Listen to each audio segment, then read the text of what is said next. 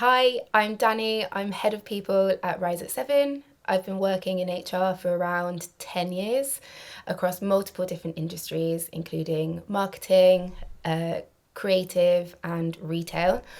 And today I lead the people function at a scaling 4-year-old creative search agency, Rise at 7, that's based in Sheffield. Brilliant. Thanks for helping us understand the context that you're working in, and we're going to hear the examples from. So if we get right into it, one of the topics that all companies consider is around holiday allowance, and a kind of polarizing topic is whether there should be unlimited holiday or not. And you'll have advocates on each side of it. And I've been really impressed by your intentional approach to it. So could you share the story around holiday allowance at Rise at 7? So the story goes a little bit further back than Rise at 7 for me. I actually went from a 25-day holiday scheme to unlimited at a previous agency that I worked at.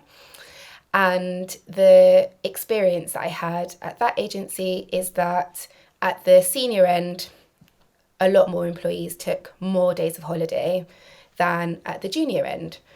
And that might be because demographics, those kind of in senior roles are potentially more likely to have children, have families, and therefore need to plan in that extra time. It could obviously be linked to the finances as well. So those in more senior roles have more disposable income to spend on holidays and going away. And even during the pandemic itself, we saw that a lot of people were pushing back on taking holiday simply because they didn't really have anywhere to go. So they didn't have a plan for which to use their holiday allowances. I think what the pandemic actually showed us is that regardless of whether you have somewhere to go or not, taking your holiday and taking time off is really, really important to well-being and mental health, topics that we'll probably cover a little bit later today. And keeping that in mind, the kind of rest and recuperation is really key to help drive some of those behaviours that you want to see across any industry. So at Rise at 7, we had all of those macro trends to deal with, but as I mentioned before, we are a scaling agency, and one that was actually set up during the COVID pandemic. And along with that, the challenges that brought was that for a lot of people working within the agency, it was their first job. So not only were they starting work in really kind of extenuating circumstances at home the whole time and dealing with whatever it is that they were dealing with at home, but also dealing with the challenges of learning their first new jobs. So we started off with an unlimited scheme, and that was before I was brought on board at the agency. But I'm a massive fan of looking at the data and looking at what is actually happening underneath the skin, as it were. And really what the data was showing us is that, again, some more senior roles were taking more days, maybe because of some of the reasons that I've already mentioned. But overall, the average was 21 days over the course of the year. And one of the things that we did to address that imbalance was to move to a really generous scheme. So it's been about 12, 14 months now that we switched from unlimited holiday to a really healthy 30-day allowance plus bank holidays. And the reason for that was twofold. So because the agency is scaling, we had some of the operational challenges in terms of resourcing effectively and making sure that we had enough kind of people within the business to deliver work for our clients. And again, because scaling and winning business, kind of getting those processes in order, having the ability to forecast kind of resource needs far into the future was definitely something that we needed from a business perspective to do. But coupled with the fact that for a lot of our risers, that was their first job, actually helping them from a psychological safety perspective in having a set number of holidays to book in to have an ability to plan around were two of the things that really pushed moving from unlimited to a set allowance. What did I learn from that experience? I think that as humans, maybe kind of there's a part of us in our psyche that really love the word unlimited. Who doesn't love a freebie? It sounds like, you that's why all you can eats used to be so popular back in the noughties and in the 90s. Maybe kind of there is a bit more awareness around your waistline these days. But the kind of same context applies here. So the way that the message was communicated to our staff was in a means to let them know what was in it for them. I don't think anyone really appreciated that the average number of holidays across the agency was 21. So as soon as we brought that information to the table, it was made a bit more apparent as to why we were making this move, an intentional move towards a numbered scheme. So yes, I think that our stance at the moment is, from a planning perspective, it works to have a set number of holidays because we know who's going to be in and at what time. From a legal perspective, we've got 50% more holidays being taken now, so a minimal number of days that are kind of carried over or lost as part of the holiday year. And from a psychological safety perspective, helping our employees manage their time off, making sure that they get the rest that they need, which ultimately helps them deliver better work for the agency and for our clients as well. I think you're amazing. Some of the things that really stood out to me are boundaries. So just personally, the more I work and have learnt, I really realise the importance of boundaries in all aspects of life. And I think it's having that, when you remove the set number of days, you remove that boundary, that guide for people, and that can be a challenge. And secondly, I realise it's like with anything, it really depends on the culture of the company. And there'll be some cultures where this is not the most appropriate approach at this time. But for your company, you looked at, okay, what does the data show us? And for us, for our culture, what's the best next step? And this is what you're experimenting with. So I think you're brilliant, drawing upon your experience from previous companies through to the data currently, and then learning and observing what's happened. So I think it's a brilliant example. I think, well, thank you very much. And to your point, I definitely believe that nothing from a people perspective is static. So what might be right today might not necessarily be the right thing in 2 or 3 years' time. But that is why you have to be agile, you have to be responsive to the people around you at that particular moment in time, and to the feedback and data, both qualitative and quantitative, that we are receiving as a people team to make a difference. That really matters. Yeah, I think there's so much there that we can learn from. Beyond that, the managers have such a key role in the well-being of their teams. So could you share some of the work you've been doing to support your managers? Yes. So, I mean, I won't go into the details per se, but behind the holiday scheme, there is a lot of manager guidance in terms of how to manage those holiday requests, and also from an internal business perspective, how to cover those holidays. But the example I wanted to share with you today was around managers being that mental health support for their team members. So when I initially joined the agency, there was more people than there is today. So we've got probably about 60 people now, but at the time there were around 90 when I initially joined. And some of the feedback that I was receiving was around providing mental health support to managers. And for a while, it took me some time just to kind of think, right, what support are they talking about here? Is it that they want knowledge on mental health conditions, because that's not necessarily going to be for everyone, or do they want to know around the support that we've got available kind of internally?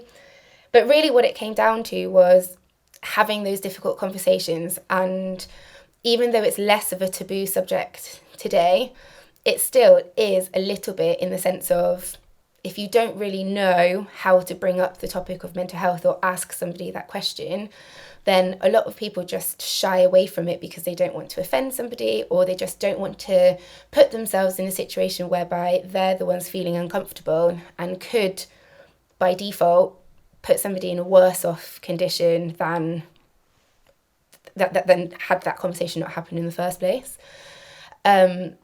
So there were a few things that happened. So myself and the ops director at the time, who's now our group MD, went on a mental health first aider course. And I don't know if you've done that course, but anyone that has will know that it is a deep dive into lots of different types of mental health conditions, and talking about kind of symptoms and how to recognise it, but then importantly the signposting piece as well. And also at the time, I was asked to look into private medical schemes for the agency.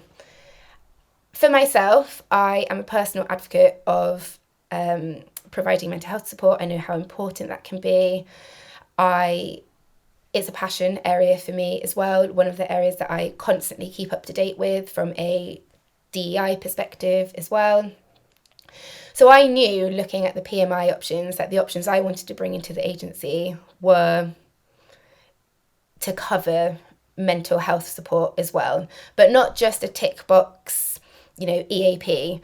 I wanted to go a lot further than that and actually give some infrastructure and options to provide our employees where needed. But there was something that needed to happen kind of in the middle of that.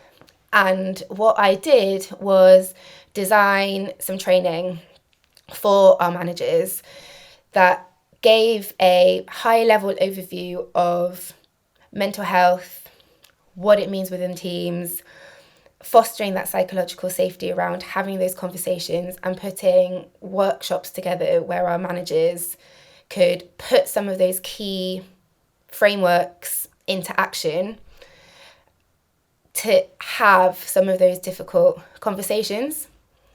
And then importantly, almost mirroring the advice in the mental health first aid course as well, providing options in terms of signposting. So yes, you've got the obvious GP, you've got the Samaritan's telephone number, you have got local mental health charities that you might be able to contact within your local areas. But it was a real proud moment where, as part of that signposting, I could also put in our PMI contact details as well, the level of cover that provided. So, up to a month of being able to have hospitalised kind of support if required as well. And then the various options around the counselling and talking therapies that were available to our employees as well. And don't get me wrong, I am a huge fan of the NHS, I really am.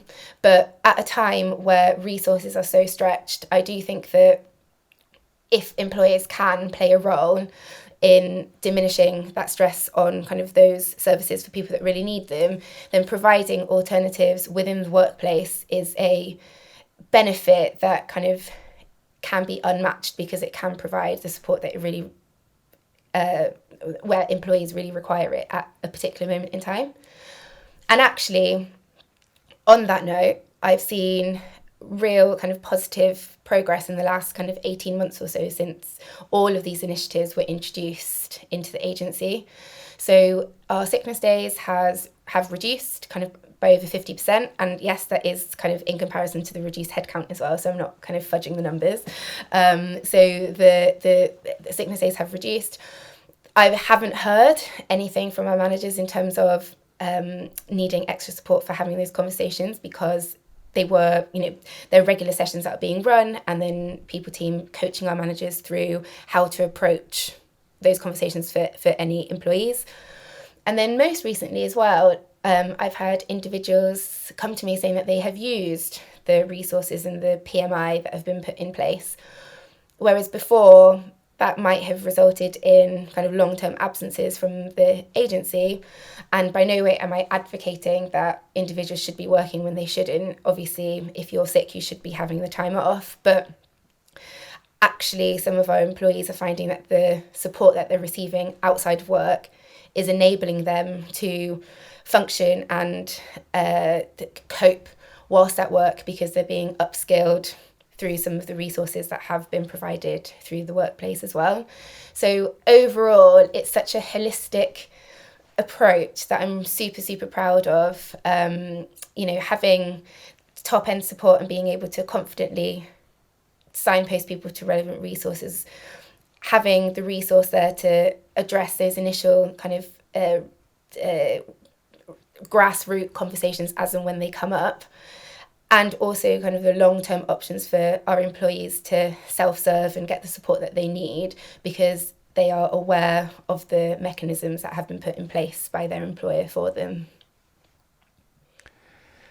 I can see why you're really proud. It's so clear that you're really thoughtful and considered in the approach. And one example that really stood out to me was how it can be worse to do something badly than to do nothing at all in some scenarios. So there's so much in your response that we can learn from. Thank you. And one more area I'd love to ask is, because you've been so considered about so many things, if you could share around your thinking around where people can work from.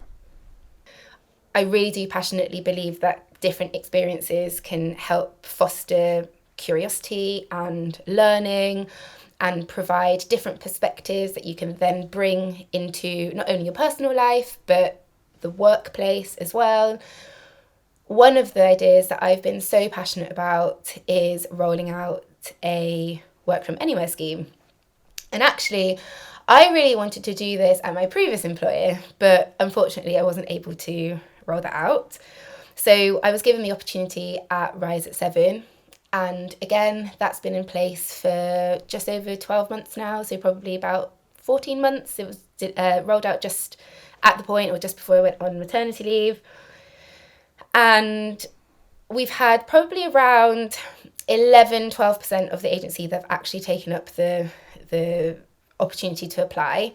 And of that 11-12%, about 80% have actually then gone on to work in different locations. And it is just a wonderful benefit. We've had people combine their holidays with faraway destinations. We've had people kind of want to just go and work from another place for a couple of weeks, and just make use of the weekends available to them to explore different surroundings. And this really kind of was a development of one of the policies that was in place at my previous agency called City Swaps, whereby you can go and work from a different office for a period of time and then just take advantage of being in that location to take advantage of the city that you're in. Rise at 7 has only got 3 offices in the UK and 1 in New York. So that kind of same level of flexibility of city options and choice just wasn't available to the agency. It might be at some point in future. So the option that I decided to go for in the end was just a general application scheme whereby all our risers could work to apply from literally anywhere that they could get to for up to a month a year. And within that, there'd be some kind of business considerations around kind of continuing to meet client demands, and obviously from a well-being perspective, making sure that actually any suggestion is conducive to the well-being of the employee, because if they're working kind of their night times, then obviously on a long-term basis that might not be practical or beneficial to them. But we've had people work from LA, Ghana, Cornwall, Ireland. So it's really, really, really great to see that flexibility is alive and well, not only in the number of days that you could work from home or in the office, but in the location that you might choose to work from as well. I knew you'd have a considered answer. It's really great to hear the thinking that went into it and the practical things you're doing. I'd like to take it up a level now from those great specific examples. It's so helpful to hear how you think about communication and how you've experienced like the importance and the difference that it makes. So thank you for sharing that one. So well-being is a topic that we've looked at.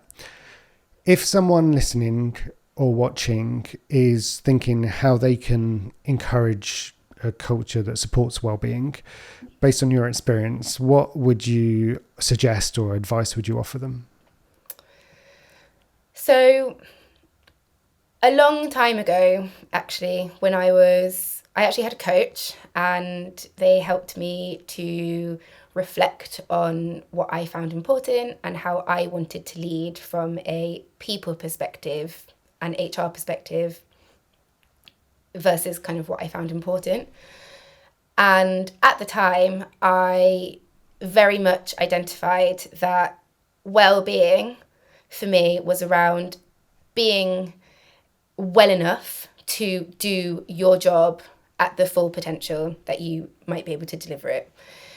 And I think at the time, well-being was seen as quite a fluffy, nice to have thing.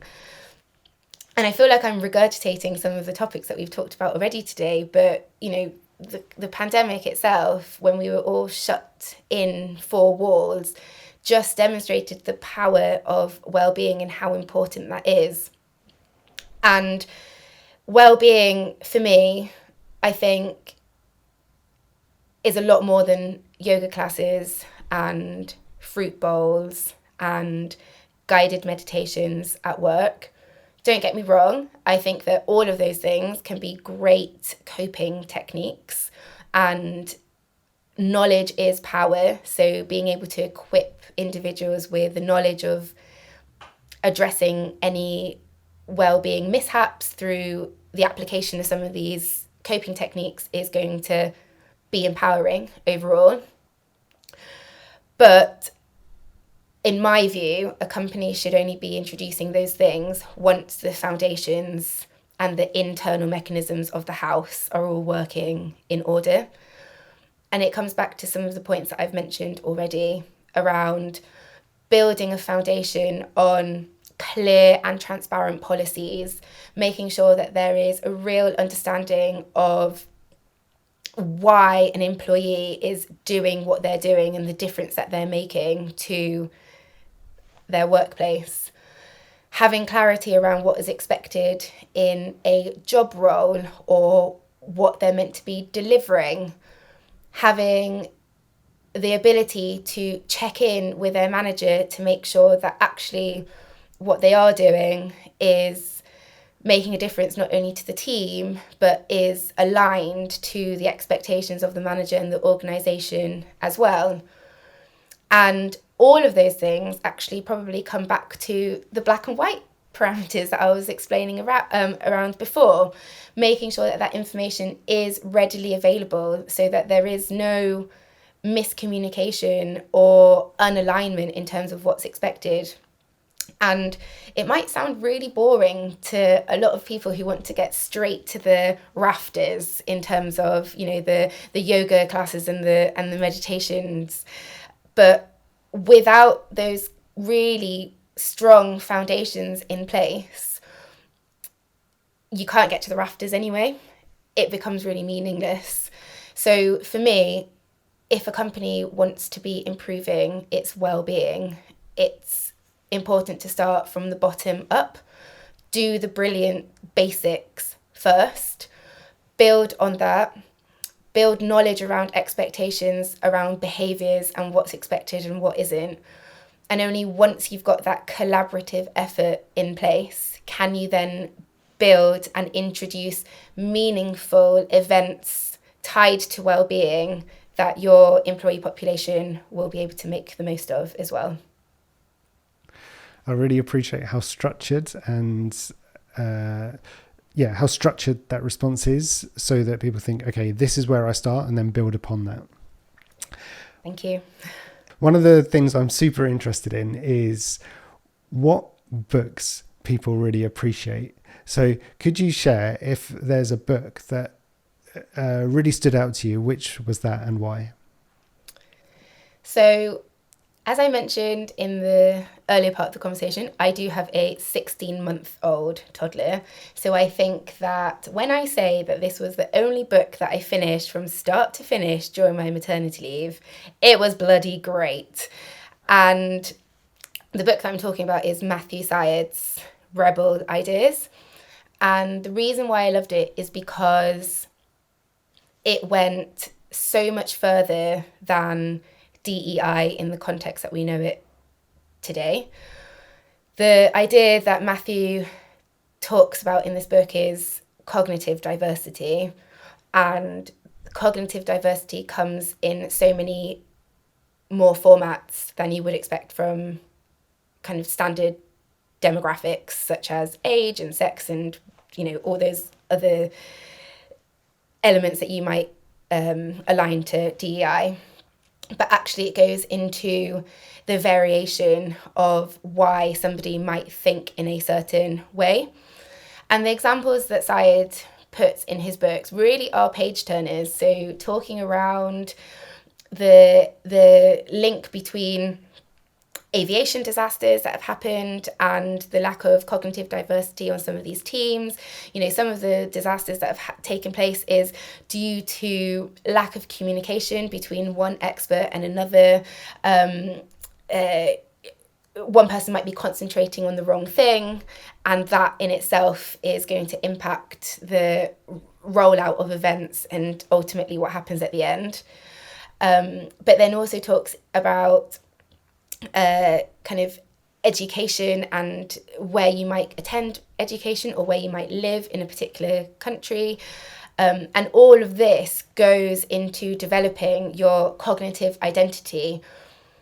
And the importance of this is that the more cognitive difference that you have in one room, the more perspectives you can bring into the conversation, more innovation and more problem solving can occur, which is obviously important for any organisation, culture, and the group of people that you're referring to as well. So definitely my recommendation. That's so good to have another recommendation for the community. Thank you. So this has been a super interesting conversation. If people would like to follow more about your work, is there a way they can do that? The best place to catch me is probably on LinkedIn. I post updates and thoughts on there, and you can find me under Daniella Dacey.